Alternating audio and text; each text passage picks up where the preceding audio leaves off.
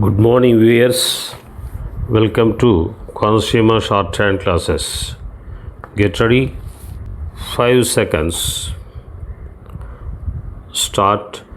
Friends, this is my first visit to this country, and my contact with it is brief, and you do not expect me to speak much about the problems which you are facing. Although there were 2 points in which I had some relationship with this part of the world. We are members of the conference, and we have some residents of Indian origin in this country. These two things bring us together. As for the conference, I notice in the press that your Prime Minister is trying to get our republic full status in the Commonwealth. Status is something desirable. When we talk about the conference, we are reminded of certain ideals which bind the peoples of our countries together. The member nations are fully free, absolutely independent.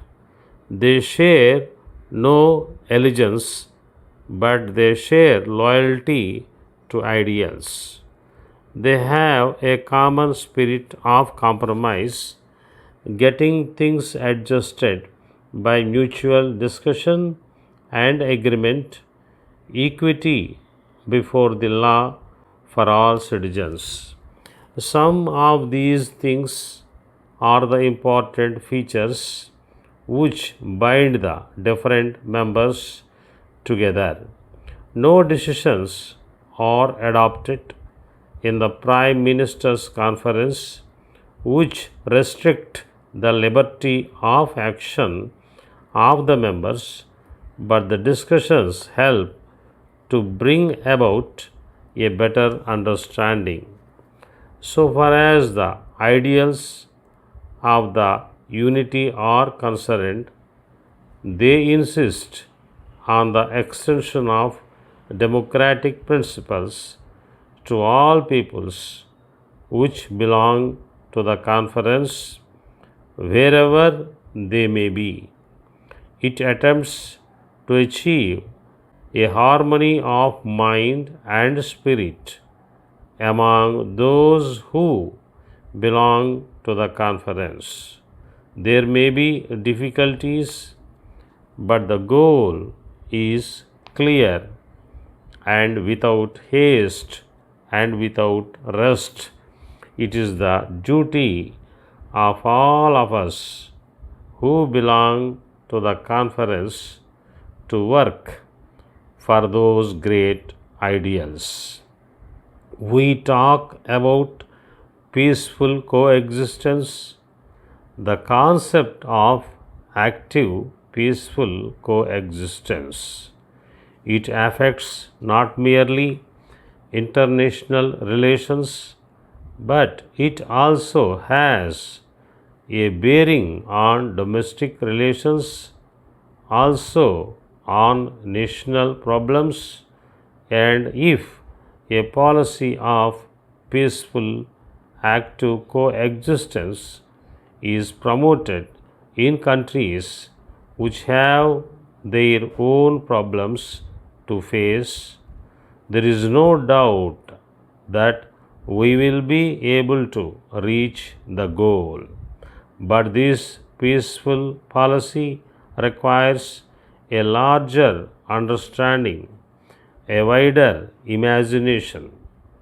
Unless we develop a different outlook altogether, this peaceful coexistence cannot function either in the national or in the international field.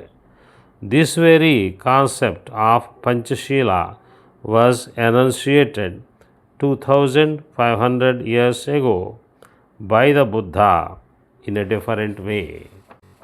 He said, men must be kind and civilized if they wished to be called human beings.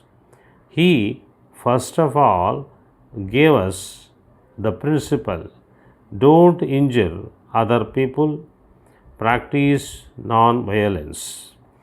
In almost all these problems, let your approach be democratic, peaceful, non-violent one.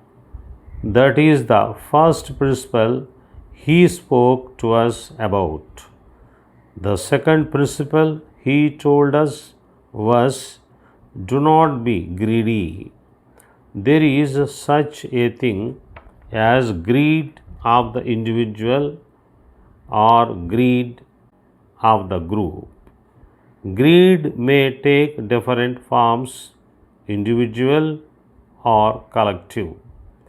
As far as possible, do not aspire to others' property or possessions. The third thing was develop self control.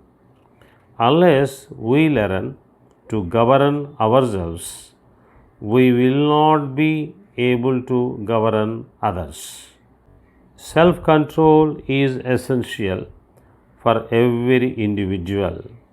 If we have fear, we have anger. Anger leads us to all sorts of actions. To avoid these things, it is essential for us to develop self control.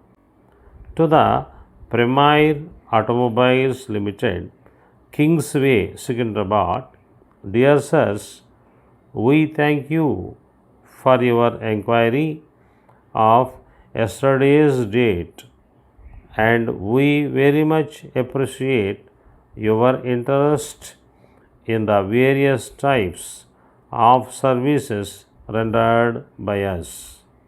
We have pleasure in giving a brief description of some of these services.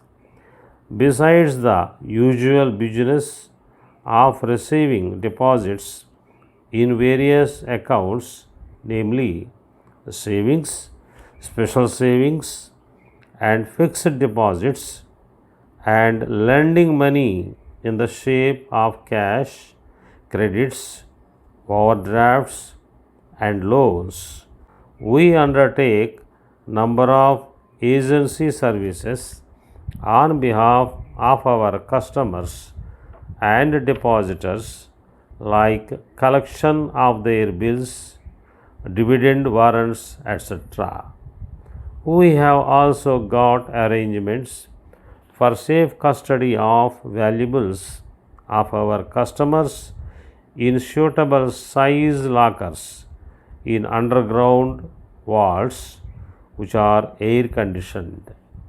You may also be interested in the special department of this bank, started only a few months ago, where we entertain proposals for banks' appointment as trustees and executors. In view of the efficient and impersonal way in which our department is capable of working in these capacities, and for continuity of arrangements that it guarantees, we are sure this department will prove to be useful and popular with our esteemed customers. We will make enquiries regarding the standing, reputation, character, and financial capacity of the party to whom the credit is to be granted. We hope you will select one or more of our services. Yours faithfully, Chief Accountant, the State Bank of Karnataka, Bangalore.